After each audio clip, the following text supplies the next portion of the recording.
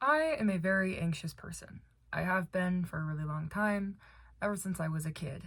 The first thing I noticed that this affects is it affects my ability, or at least my confidence in connecting the thoughts my brain is forming to the words that are coming out of my mouth. I talk too fast or I talk too slow, and these are things that I find I am very hyper aware of because, as I think most musicians are, but also just myself in general, I am my own worst critic.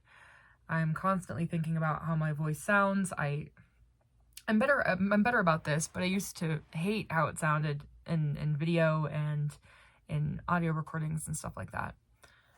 I think this greatly inhibits how I express myself because every time I talk, I'm anxious about how I'll sound or how I will be portrayed, which is exactly what Rodenberg talks about. Is as soon as we open our mouths, there are snap judgments.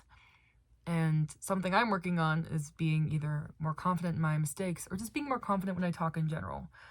I went into this video trying to be more confident, and in doing so, I have tripped over my words a lot less than I normally would have. But it also feels slightly fake, but that's okay. And being super aware of my own voice all of the time, just because I'm always trying to wonder how I am being perceived. This leads me to perceive other people, to see if I can recognize my behaviors in them and then recognize their behaviors in me.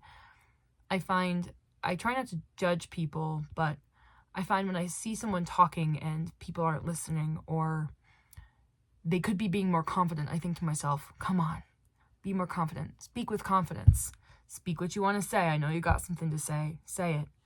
And I do think the way I perceive my own voice changed how I perceived other people's, because now I feel like I know when someone wants to say something and they won't say it because I do it, and things like that, right?